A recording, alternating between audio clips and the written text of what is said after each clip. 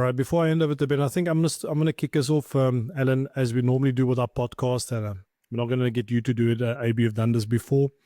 What is the one lesson from the game of rugby that you have learned that you can share with young rugby players and inspiring coaches? Just you start with a very difficult question.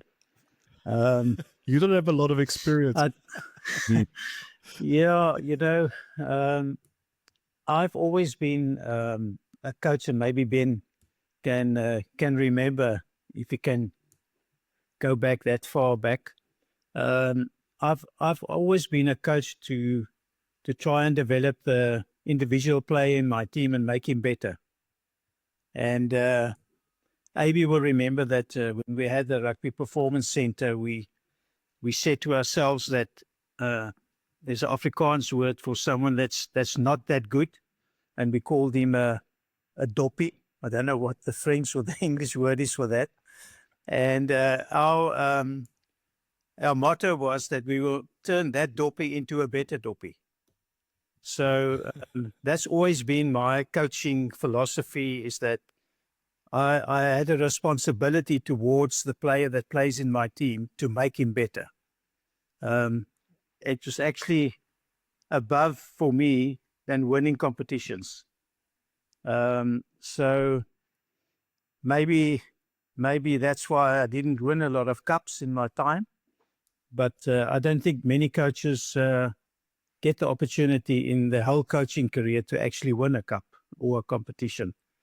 But at least you've done something for the player. You've made the player a better player, and transformed normal players into international players. And that gave me the satisfaction of spending hours working with players. Alan, it's great to have you here. Welcome back, AB. It's lovely to see you again. Alan, when you're talking there, I think I know the answer to this one, but you and I have obviously known each other a very long time. But what would you say gives you the most pleasure when you look back and you reflect on your coaching? Is it the individuals, how you've developed them?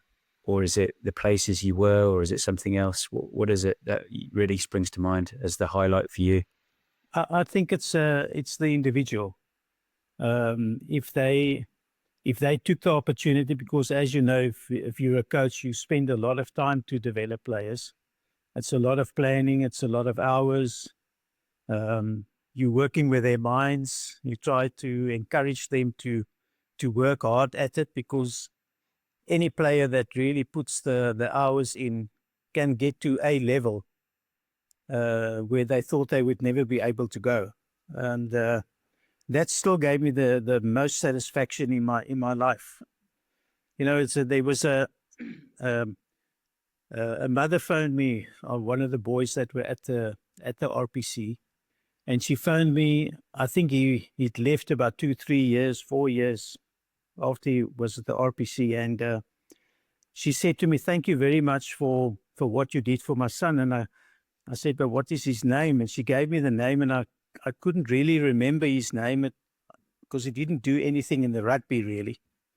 And I said to her, "Oh, that's nice to hear. And so what's happened to him?" She said, "No, I want to say thank you to you for helping me, because we struggled to get him through school every year at school. We just couldn't get him to pass properly. And he went to your Rugby Performance Centre after school. He came back and he went to university, and he's done his honours, his masters at the university." And I said, "But what have we got to do with it?" So she said that the discipline, the work ethic, and everything that he learned at the Rugby Performance Centre, that helped him to make a success of his working career. So that gives you satisfaction if you've been involved in the game for that long. Yeah, that's great to hear. I think you probably take it for granted, but I think with a lot of coaches, alongside attack, maybe it's something that's not a given with a lot of coaching nowadays, and coaching and improving players. I think people learn systems and things like that. And I know with you guys, this passion for attack, and you've just written a book, Attack, and it's something that, obviously I've heard many years down the years from yourself. Can you just talk us through your motivation to want to write a book about attack? And both of you, Alan, maybe first. I think the reason why we wanted to put our knowledge into the book about attack is you guys will know, and Guthrie will know, he's a forward, and Ben, you're also a forward. I don't want to say it's easier to coach forwards than to coach the attacking game. But the reason why attack is difficult to coach and you don't see results that easily and very quickly is because you have to, and I come back to the individual again, you have to try and upskill each individual in your team. If you want to have a proper team attack, you have to be able to upskill those players, and it takes a long time. And if I say to players or to other coaches, you know, if I can start, we talk in the book about the ball man. And I've given the player that receives the ball, we call him the ball man. And to develop the ball man to make the right decision with the ball in his hands at that moment, at that split second in a match, takes a long time to teach him to see what he's seeing, how must he react, what must he do. And then if you've actually had some success with getting the ball man to a level, then you only start with the players that's surrounding the ball man and supporting him in what he's doing.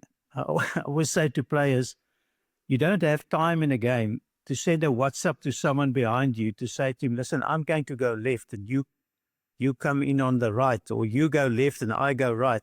There's no time for that. So everything has to happen instinctively. And if you do the right training methods, those you can improve those things, but it takes time.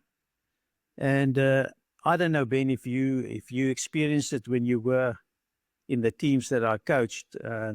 There were a lot of times that there were two Alan Zondaghs talking to each other, and I'm three months down the line, and I'm carrying on with the things that I feel I have to do with this team. And the one Alan Zondagh will say to me, stop that now. Just go back to the conservative stuff. Just get those things right. Just get the team on the park. And then luckily the other Alan Zondagh says, no, I'm still going to carry on. And then it's funny, it happened with all the teams that I worked with. Then about 3 months, 4 months later, the lights go on. And then it was all worth it. But I could have decided to go the other way, and then I wouldn't have had the same satisfaction of seeing what can happen if you approach it properly. It's AB, it's tough, isn't it? Because that requires time for the modern coach, and I guess it was, you didn't have much time, Alan, but you feel under pressure immediately for results, because especially when you're talking about the teams that, when you coached me at London Scottish and at Saracens, we were under pressure for different reasons. One, you needed the results, but AB, you don't have much time, do you, in the modern game? And the players are sort of, I think they feel like you're getting more pressure from the players because they feel like they have a certain level of knowledge and they're holding you to account from quite early on, I feel. How do you find it? Yeah, I think, look, the big thing we're speaking about there is the connection on the field, and what we talk about in the book is the collective understanding between players and what they see on the field and how they react and read off each other. And I think for a coach in the modern day, you have to be a bit brave in a sense, to keep on going with what maybe some professional players would think it's mundane. They might think they are repeating the basics. But like my dad mentioned there, it's something that takes a lot of time to influence, firstly, the individual, and then takes even more time to put it all together in the context of a group of 15 players on the field. So I think as a pro coach or any coach really, you need to be convinced about your philosophy, and what you're trying to achieve. And then, like I said, you have to be brave enough to put yourself out there and to fight for your time. If you're in a pro setup like I am at Lyon, you have to every week fight with other staff members and manager, etc., for especially the physical trainers for time on the field, and then based on that time that you get, what do you attribute your time to? So, and another part of the book that we talk about quite a lot, it's called the speedometer, the Rugby Speedometer, and basically it's a visual of the game from conservative to creative, and it's how you cut up your time between the two with what you have, to get the result that you want to see on the field. So yeah, it's a difficult question to answer, but I think the book explains a lot about the philosophy, about the way to implement it on the field, the way to coach it, the way to think and train as a player. So yeah, hopefully the book will make sense, a little bit more sense to everybody, not 100% understanding the phrases coming out of my mouth. So.